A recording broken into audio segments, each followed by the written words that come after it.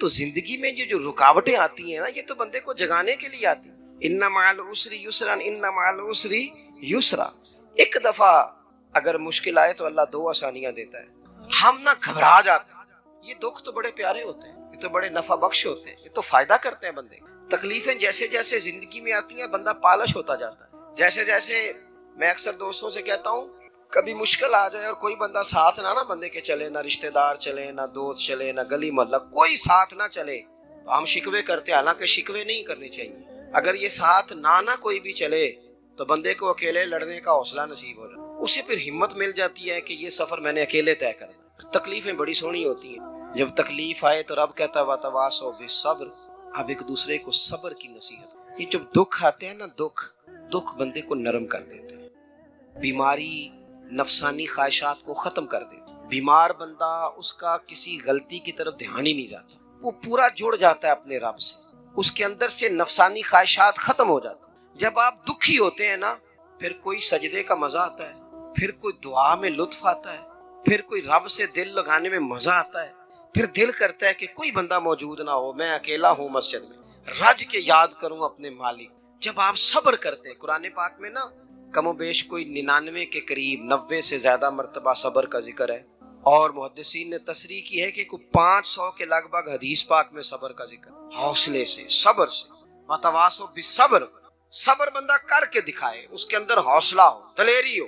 ہم نہ جلد باز ہو جاتے ہیں، بعض بزرگ بھی ناراض نہ ہوں تو وہ بھی بڑے جلد باز، فٹافٹ کام ہونا چاہیے۔ بعض بچے بھی، بعض جناب سیانے لوگ، بڑی جلدی ہے۔ بندے نے روزہ رکھا ہوا نا گرمیوں کا، عصر کے وقت اگر وہ بڑا سوڑا پڑ جائے نا تو روزہ پھر کھل جاتا ہے۔ بولیے بڑی جلدی ہے جی، بڑی ٹینشن ہے جی، بڑا لگ رہا ہے، تو کھل جائے گا یہ کہنے سے؟ اس نے کب کھلنا ہے؟ بولیے آپ کو تکلیف ہو گئی، آپ کو خدا نہ خواستہ ڈاکٹر نے کہا چھوٹا سا آپریٹ کرنا ہے آپ کا، شام کو ٹھیک ہو جائیں گے جی؟ تو جلدی بڑی درد بڑی ہو رہی، جلدی کریں ڈاکٹر صاحب۔ تو ڈاکٹر کہتا ہے پہلے خون ٹیسٹ کرا، پھر بلڈ پریشر اپنا چیک کرا، پھر شوگر چیک کرا، پرسوں رپورٹ آئے گی، پھر شام کو لے کے آنا، پھر ٹائم دوں گا، پھر ٹائم دے گا، پھر آپریٹ کرے گا، پھر دوائیاں لکھے گا، پھر آپ کو آرام کا مشورہ دے گا، پھر 2-3 ماہ لگیں گے، پھر طبیعت پوری طرح۔ تو کرنا کیا پڑے گا؟ صبر۔ کیا کرنا پڑے گا؟ صبر۔ صبر زندگی میں ضروری ہے۔ اگر صبر نہیں تو پھر کوئی کام بھی، اپنے مزاج میں حوصلہ لائیں، حلم ہو، بردباری ہو، صبر ہو، تحمل ہو۔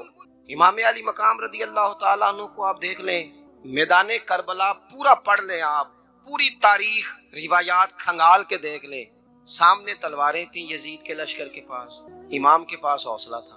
وہاں ظلم و جبر ہو رہا تھا، یہاں حوصلہ، علم، بردباری، اعلیٰ ظرفی، کرم۔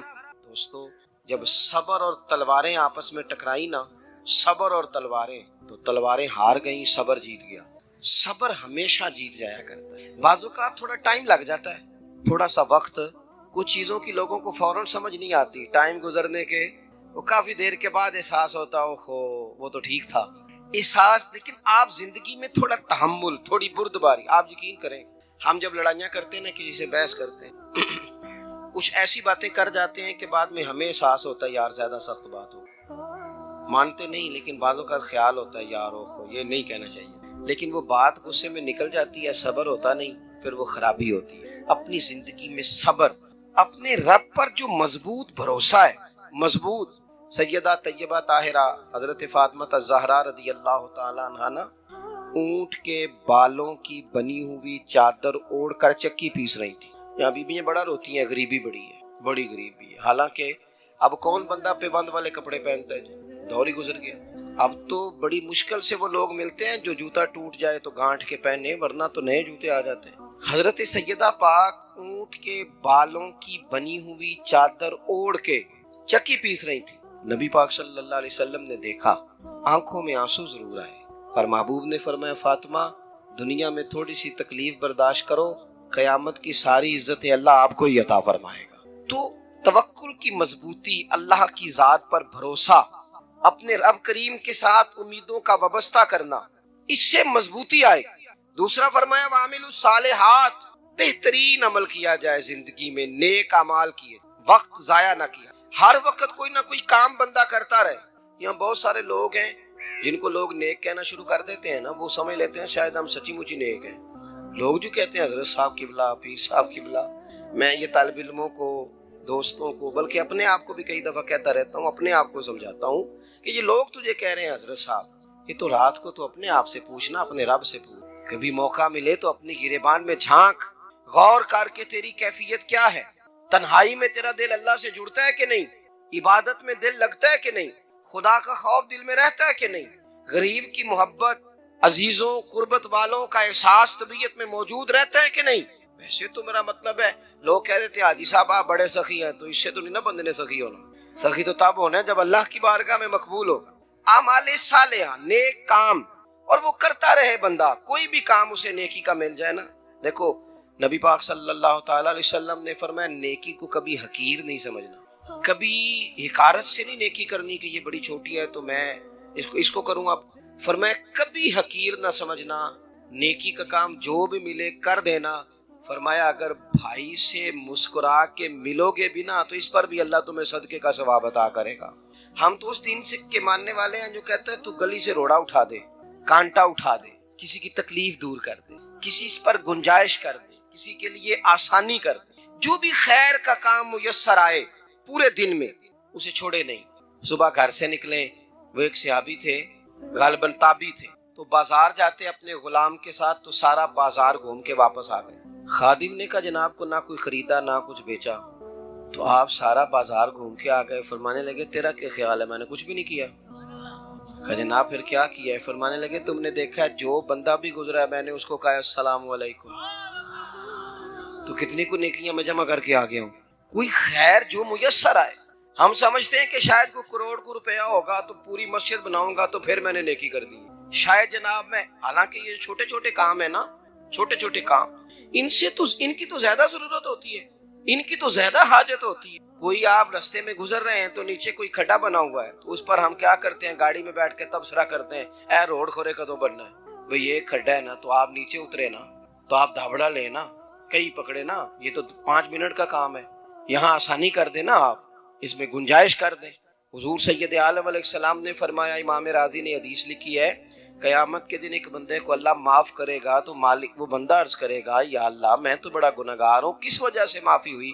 فرمایا رات کے وقت تو گزر رہا تھا، تیرے پیر سے روڑا ٹکرایا تھا، تو نے اٹھایا ادھر ادھر دیکھ کے کہ کوئی اللہ کے کسی بندے کو تکلیف نہ ہو جائے، کہ مالک کو وہ تو میں نے زمانہ بیت گیا، کوئی اتنی بڑی بات بھی نہیں سمجھی۔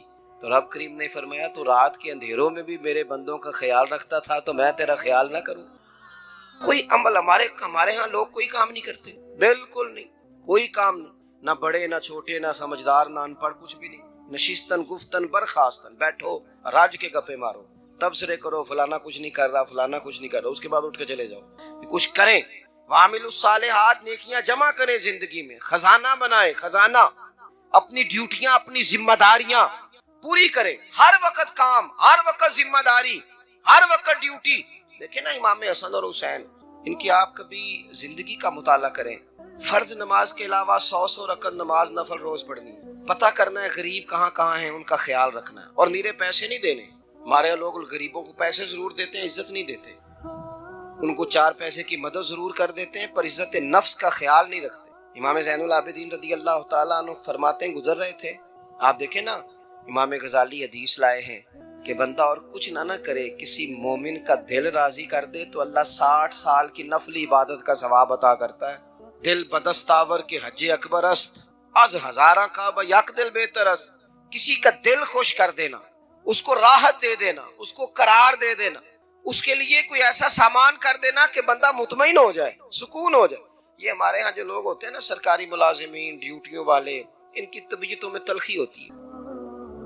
یہ اگر صرف پیار کرنے لگ جائے نا، میں کچھ میڈیکل سے وابستہ لوگ میرے احباب میں سے ہیں تو میں ان سے کہتا ہوں کہ شفا تو اللہ نے دینی ہے، چلو تم دعائی تو آج کے دیا کرو نا، تم آنے والے کی بات تو توجہ سے سنو۔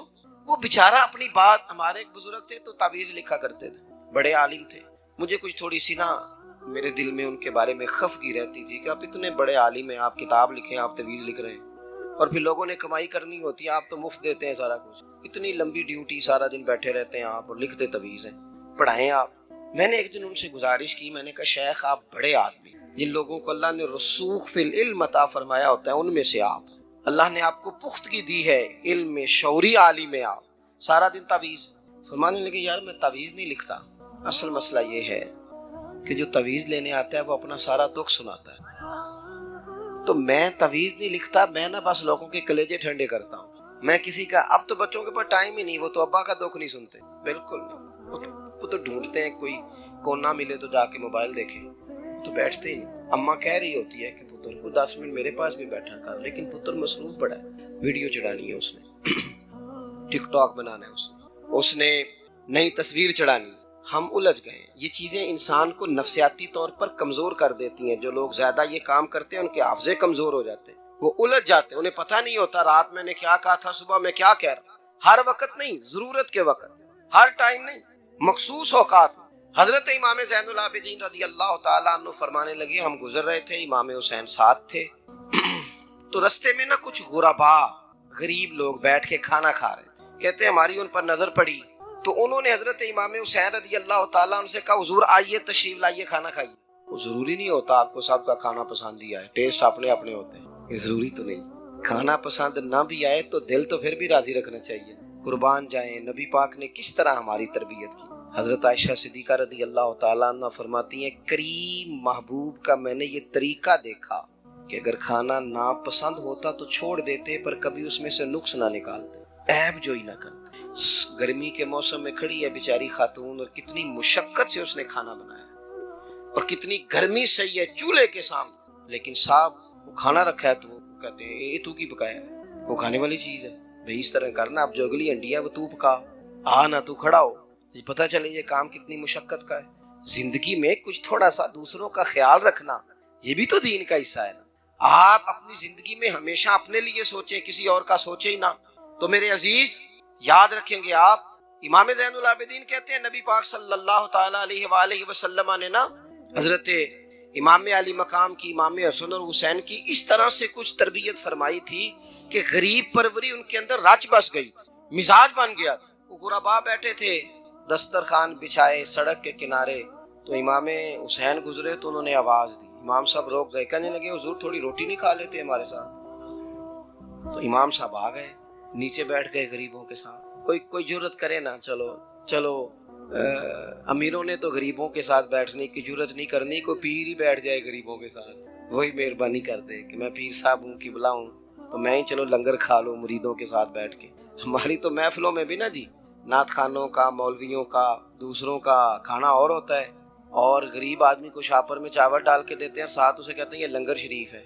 بھئی اگر یہ شریف ہے، تبرک ہے، تو اے پیر صاحب نو نہیں سی لنگدا، اڑتا ہے گلے میں لنگر ان کو۔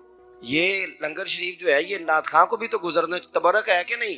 ہاں نہ تو کرو نا، تو جیڑی زیادہ تبرک والی شے ہے وہ پیراں نو بھی تو کھانی چاہیے نا، نعت خاں کو اس کے لیے لہدا سے مرغ مسلم اعلیٰ کھانے۔ میں اکثر دوستوں سے کہتا ہوں چلو میلاد شریف پہ ہی صحیح سب کے لیے اچھا کھانا پکاؤ، چلو جس غریبوں کے بچوں کو بیچاروں کو سارا سال وہ بوٹیوں کے لیے لڑتے ہیں، تم میلاد بھی اچھی روٹی پکا دو، تو بچہ جب کھائے گا نا بہت ساریاں بوٹیاں اور چاول، اور اپنے ابا سے پوچھے گا کہ ابا جی آج کی گل ہے، بڑا گوشت پہ لبد ہے، تو ہو سکتا ہے غریب باپ روئی پڑے اور اسے کہے پتر تو آج راج راج کے کھاج ساڑھے نبی پاک دا میلاد شریف۔ ادھر ادھر نہ جا، یاد رکھ بغیر مصطفیٰ کے تیرا کوئی کام نہیں چل سکتا، بغیر نبی پاک کے تیری زندگی گزر سکتی سوال ہی نہیں پیدا ہوتا۔ یہ وسیلہ ضائع نہ کر بیٹھنا، ایسے کسی کی بات میں نہ آ جانا، یہ ایمان ہے، یہ ایقان ہے، یہ لذت ہے، یہ حسن ہے، یہ سرمایہ ہے، کسی جگہ اس میں کوتاہی نہ کر لینا، ایک ذرہ برابر تیرے دل میں نقص نہ واقع ہو جائے۔ یاد رکھنا نیک اعمال بھی وسیلہ ہے۔ اللہ کرے کہ ہمارے عمل ایسے ہوں کہ اللہ کی بارگاہ میں قبول کیے جائیں، اللہ کرے کہ ہمارے عمل ایسے اعمال کا وسیلہ دینا 100% جائز ہے، اس میں کوئی گنجائش نہیں۔ حدیث پاک سنیے، میرے رسول پاک سید عالم صلی اللہ علیہ وسلم نے فرمایا بنی اسرائیل کے 3 لوگ تھے، نیک آدمی تھے، سفر پہ جا رہے تھے تو بارش تیز آ گئی، صحیح بخاری کی حدیث ہے، تیز بارش آئی، ایک غار میں پناہ لی بارش سے بچنے کے لیے، اچانک طوفان آیا تو ایک پتھر لڑک کر غار کے منہ کے آگے گر گیا، اندھیرا چھا گیا، اندر اندھیرا، طوفان ہے، پریشانی ہے۔ میرے حبیب پاک علیہ السلام فرماتے ہیں جب اندھیرا دم گھٹنے لگا، اندھیرا ہونے لگا، پریشان ہونے لگے، ایک بولا، کہنے لگا اگر زندگی میں کوئی نیک کام کیا ہے تو اس کو یاد کر کے دعا مانگو، اللہ کرے ہم سے کوئی نیک کام ہو جائے۔ जो होते हैं उसमें भी रियाकारी होती है, उसमें भी मिलावट होती है। कोई नेक किया है तो दुआ मांग लो, एक ने हाथ उठाए और दुआ कैसे मांगी, अल्लाह अकबर। अर्ज करने लगा है अल्लाह तू जानता है मैंने बकरियां रखी हैं, मैं दूध धो के बेचता हूँ, मेरे बेटे भी हैं, बेटियां भी हैं, औलाद भी है, और मेरे पास लोग दूध खरीदने भी आया करते थे, पर अल्लाह मेरे बूढ़े माँ बाप हैं, मैंने अपनी जिंदगी का तरीका बनाया है जब तक अब्बा जी दूध नहीं पिएंगे किसी को नहीं मिलेगा, जब तक मेरी बूढ़ी माँ के लबों से दूध नहीं लगेगा किसी को नहीं मिलेगा। ऐ अल्लाह वो रात भी तू जानता होगा जब मैं देर से आया, दूध धोया तो माँ बाप सो चुके थे। अर्श के मालिक तू भूला नहीं करता, तू भूलने से पाक है मेरे रब। मैं दूध का प्याला लेके सारी रात खड़ा रहा माँ बाप के सराहने, ना मैंने दूध बेचा ना मैंने बच्चों को दिया। आधी रात के बाद उनकी आंख खुली, उन्होंने दूध पिया। ऐ अल्लाह मेरी अम्मा भी मुझसे बड़ी राजी हुई, मेरा बाप भी बड़ा राजी हुआ। मालिक अगर वो अमल वाकई तुझे कबूल है तो इस मुसीबत से निजात दे दे। मेरे नबी पाक अलैहिस्सलाम फरमाते उसने ये वसीला दे के दुआ मांगी तो अल्लाह ने पत्थर सिरका दिया। पहले रोशनी नहीं आ रही थी, अब रोशनी आनी शुरू हो गई। पता चला जो जिंदगी में रोशनी चाहता है वो माँ बाप की नौकरी करे, जो जिंदगी में रोशनी चाहता है वो माँ बाप की बुल्ले शाह तू आसमानी उड़दियां फड़ना है, और जेड़ा घर बैठा उन्हें फड़िया ही नहीं। इनकी नौकरी करो रोशनी मिलेगी। दूसरा बोला, उसने कहा अल्लाह तुझे पता है मैंने कई लोग मजदूरी पे रखे हुए हैं, एक शख्स मजदूरी करता था तो कुछ किलो कुछ शेर चावल, कुछ चावल उसकी मजदूरी बने। मिसाल देके समझाता हूँ, 10,000 के चावल उसकी मजदूरी बन गए। मैंने उसको कहा मजदूरी ले ले तो वो नाराज होके चला गया नाराज होके। लेकिन ऐ अल्लाह मैंने उसका माल खाया नहीं, मैंने मजदूर का हक रखा नहीं। ऐ अल्लाह मैंने 10,000 अलहदा कर दिया, वो चावलों की कीमत मैंने अलहदा कर दी। जब मैं कारोबार करता तो मैंने उसका पैसा इन्वेस्ट कर लिया, फिर उस पैसे से मैं कमाता रहा। एक वक्त आया कि जमाने बीत गए, वो 10,000 10 लाख या यूं समझ ले 10 करोड़ हो गया। कई गायें, कई ऊंट, कई प्लाट आ गए। ऐ अल्लाह कई जमाने के बाद वो मजदूर लौटा और कहने लगा साहब मैं गरीब हो गया हूँ, तंगदस्ती आ गई है, बूढ़ा हो गया, वो मेरे पैसे तो दे दें। तो ऐ अल्लाह मैं बेईमान नहीं हुआ, एक रत्ती बराबर भी मेरे दिल में मैल नहीं आई। मैंने कहा ये इतनी दर्जन गायें तेरी, ये ऊंट तेरे, ये प्लाट तेरे। वो कहने लगा तू मुझसे मजाक करता है, मेरे तो थोड़े से चावल थे, यूं समझ ले 10,000 के और इतना कुछ। मैंने कहा वो तेरे पैसे, तू नाराज होके चला गया, मैंने ढूंढा तो मिला नहीं, वो तेरे पैसे मैंने इन्वेस्ट किए तो आज ये सारा सरमाया उसी का है। अल्लाह वो बूढ़ा मजदूर जब इतनी गायें मिली, इतने ऊंट मिले, इतने उसे प्लाट मिले तो वो रोता दुआएं देता गया, ऐ अल्लाह अगर तुझे मेरा वो अमल काबिल कबूल है तो इस मुसीबत से निजात अता फरमा। मेरे नबी पाक सैयद आलम सल्लल्लाहु अलैहि वसल्लम फरमाते पत्थर थोड़ा और हट गया। अब तीसरा बोला अमल का वसीला दे के, ओ भाई कोई अमल बचा के रख, कुछ कर ले, कुछ जिंदगी में इकट्ठा कर ले, कोई तो ऐसा अमल हो जब कयामत आए तो तू मुसीबत से बच सके, तू कब्र में मुसीबत से बच सके, तू दुनिया में मुसीबत से बच सके। मेरे रसूल पाक सैयद आलम सल्लल्लाहु अलैहि वसल्लम फरमाते तीसरा बोला, कहने लगा अल्लाह तू जानता है मैं जवान, मैं राना, मैं हसीन, मुझे औरतें दावत देती थी, अपनी तरफ माइल करती थी, लेकिन मैं किसी पर ना देखता, बस एक चचा की बेटी पे मैं आशिक हो गया, उसके मैं करीब जाने लगा, बुलाने लगा, 100 दिनार भी इकट्ठे किए उसको देने के लिए। एक ऐसा वक्त आया कि वो राजी भी हो गई। ऐ अल्लाह तन्हाई भी आ गई, यूं समझ लो कि मैं जवान भी, हसीन भी, मालदार भी, मैं चाहूं तो एक एक दिन में 4-4 दफा मैं बदकारी कर सकता था। ऐ अल्लाह सारी खूबियां थी। वो बीबी मेरे पास आई, कमरा तन्हाई, कोई देखने वाला नहीं था। जब मैं उसके करीब जाने लगा तो वो औरत कहने लगी तू रब से डर जा, रब से डर जा, रब से डर जा। ऐ अल्लाह ताकत भी, जवानी भी, हुस्न भी, माल भी, मैं सब कुछ कर सकता था पर तेरे लिए। और अगर मुसलमान होगा तो कहेगा ऐ अल्लाह तेरे रसूल के लिए, ऐ अल्लाह मदीने वाले चांद की बात मान के, ऐ अल्लाह आमिना के मासूम की बात मान के, ऐ अल्लाह जनाबे फातिमा ज़हरा के अब्बा की बात मान के मैंने अपने नफ्स की ख्वाहिश को कुचला और कुचल करके मैंने वो गुनाह नहीं किया, उसको आजाद कर दिया। अगर वो अमल तेरी बारगाह में कबूल है तो निजात दे दे। मेरे नबी पाक फरमाते हैं बस दुआ खत्म हुई तो अल्लाह ने पहाड़ दूर फेंक दिया, अल्लाह ने निजात दे दी। اللہ کرے میری ملت کے جوان کو بھی یہ نیکی نصیب ہو جائے، اللہ کرے ماں باپ کی خدمت کرنے والے بن جائے، اللہ کرے ہم مزدوروں کا حق دینے والے بن جائیں، اللہ کرے ہم بے ایمانی دھوکے بازی کو چھوڑ دیں۔ اگر کوئی ایسا عمل ہوگا تو اللہ دنیا میں بھی نجات دے گا مشکلوں سے، قبر میں بھی اللہ نجات عطا فرمائے گا، قیامت میں بھی اللہ عمل کا وسیلہ دینا رب کی بارگاہ میں جائز ہے۔ بولیے، اللہ کے ناموں کا وسیلہ دینا جائز ہے۔ کوئی بھی عبادت اگر خلوص کے ساتھ کی جائے، میرے نبی پاک نے فرمایا فرض نماز پڑھ کے تو جو دعا بھی مانگے گا رب تیری قبول فرما لے گا۔ فرض نماز پڑھ کے جو دو دعا بھی مانگے گا اللہ تیری، اس کا مطلب ہے اعمال کی برکت سے اللہ دعائیں قبول کرتا ہے۔ اللہ دعائیں قبول، بس پھر وہی دعا کرتا ہوں اللہ ہمیں خلوص والے عمل کی توفیق عطا فرما۔ اچھا، اگر یہ والا وسیلہ جائز ہے تو بتائیے نبی پاک کا وسیلہ جائز نہیں؟ عمل میں تو کوئی کوتاہی ہو سکتی ہے، لیکن حضور کی وجاہت میں کوئی کوتاہی ہو سکتی، نبی پاک کی رحمت میں کوئی کمی ہو سکتی۔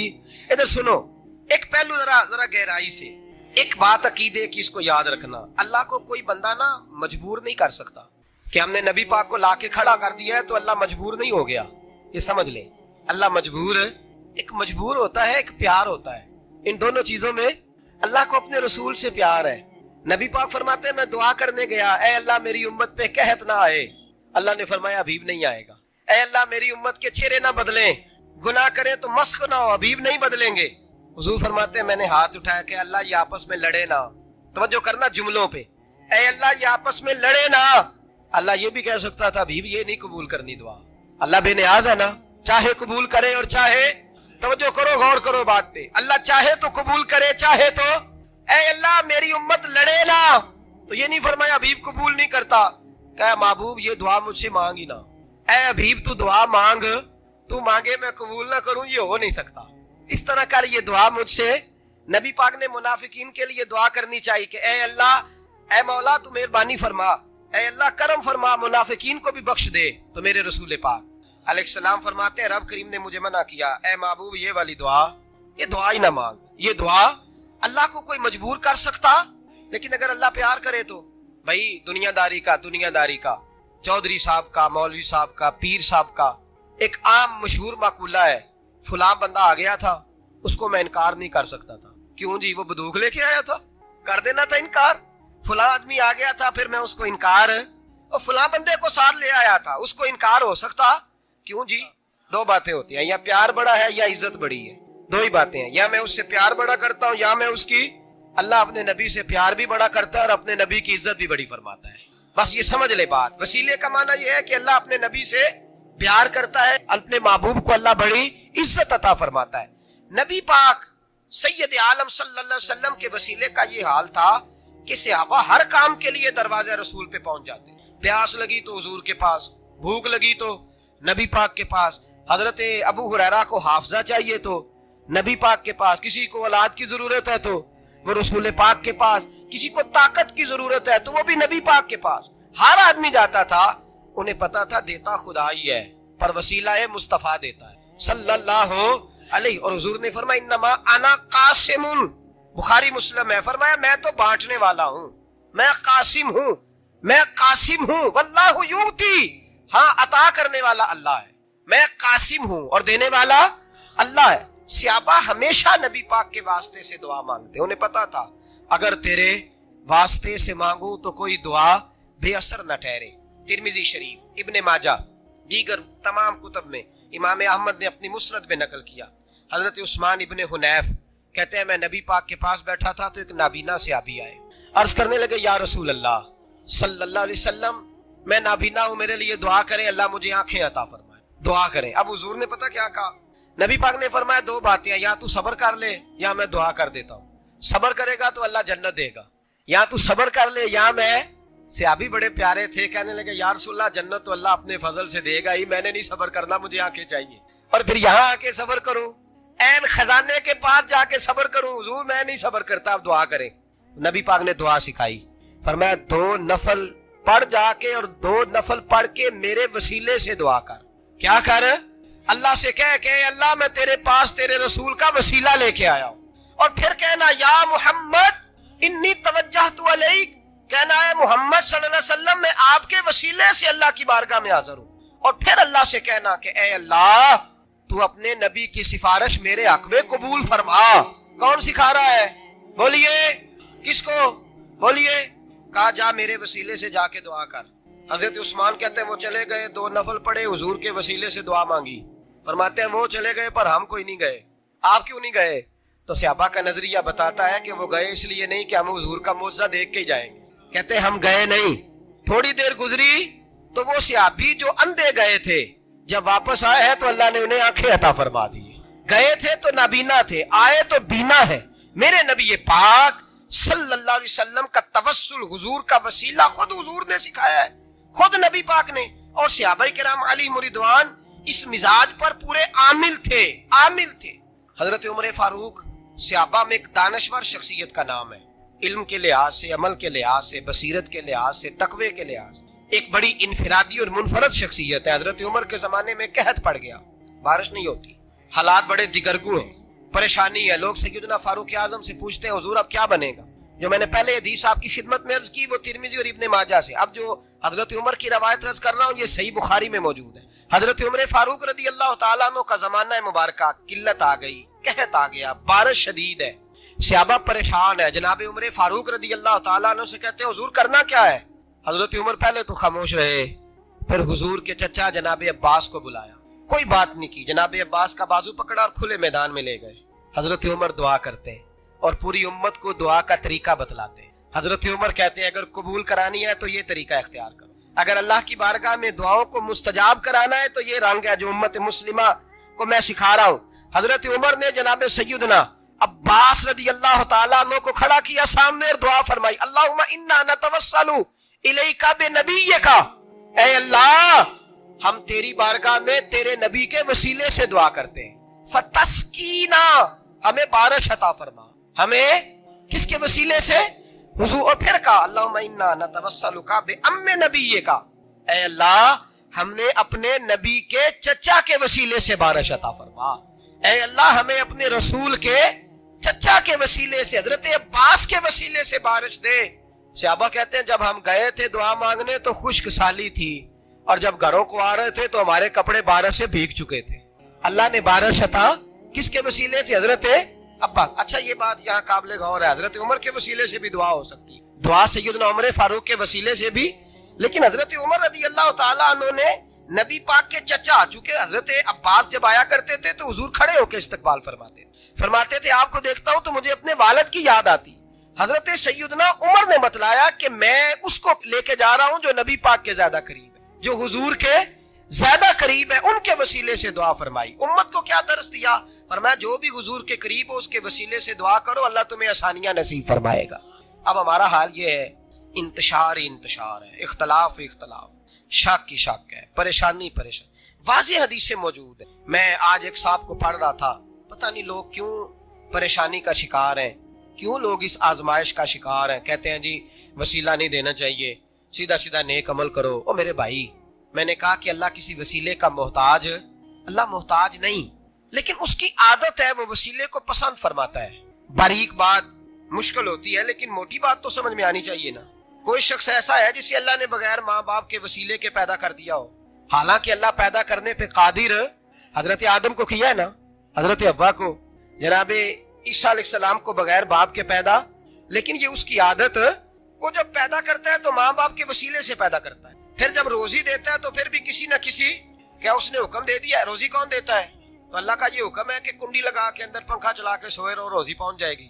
کہتا اٹھ, کوئی سبب پیدا کر, باہر نکل, محنت کر, وسیلہ بنا. جو آدمی کہتا ہے جی میں کپڑے سی بھی خود لیتا ہوں, استری بھی کر لیتا ہوں, دھو بھی لیتا ہوں, اس سے سوال یہ ہے کہ بنا بھی لیتے ہو. اس کا مطلب ہے اللہ نے بندوں کو بندوں کا محتاج, بندوں کے لیے بندوں کا وسیلہ اللہ نے رکھا ہے. ہماری یہ موٹی سی بات بھی عقل میں نہیں آتی, موٹی سی بات بھی. کہتا جی نہیں ڈائریکٹ, او خدا کے بندے تھوڑا غور کر, دیتا اللہ ہی ہے اور دے گا بھی اللہ ہی. لیکن جو ذرائع, جو وسیلے, جو سبب اللہ نے ہمارے لیے مقرر کیے ہیں, ہم اس سبب کا انکار کر سکتے؟ شفا کون دیتا ہے؟ دوائی لینے کس کے پاس جاتے ہو؟ آپ اس طرح کریں نا, چپ کر کے گھر بیٹھیں, تسبیح پڑھیں, یا شافی الامراض, یا شافی الامراض, او شفا دینے والے, او شفا دینے والے. سارا دن کی وظیفہ پڑھیں, شفا کون دے گا؟ تو وظیفہ پڑھو چپ کر کے, دوائی لینے کیوں گئے ہو؟ لیکن اللہ کے حبیب کا ہی فرمان ہے کہ بیمار ہو جاؤ تو دوائی بھی کھاؤ، پرہیز بھی کرو. یہ سارے فرمان ہمیں بتاتے ہیں کہ وسیلہ لینا، وسیلہ دینا، یہ تو اللہ تبارک و تعالیٰ کا طریقہ مبارکہ ہے. لوگ اتنی سی بات کو نہیں سمجھتے، اور قرآن نے واضح طور پہ کہہ دیا وَابْتَغُوا إِلَيْهِ الْوَسِيلَةَ. اور سورہ بقرہ گھر جا کے کھولنا، آیت نمبر 99، 80 اور 9، 99 آیت پڑھنا. کفار نے، یہودیوں نے نبی پاک کی علامتیں پڑھ لی تھی تورات، زبور اور انجیل میں.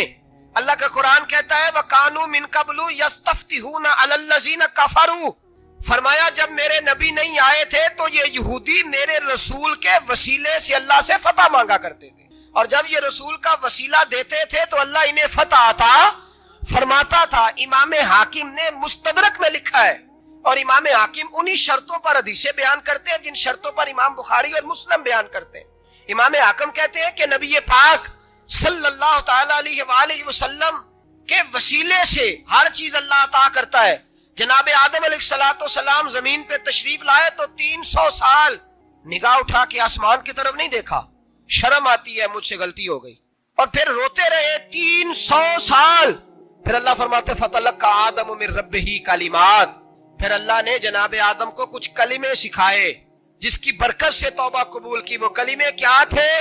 امام حاکم فرماتے ہیں وہ کلمے یہ تھے کہ جناب آدم کے دل میں اللہ نے ایک دن بات ڈالی، خود بات ڈالی اللہ نے دل میں.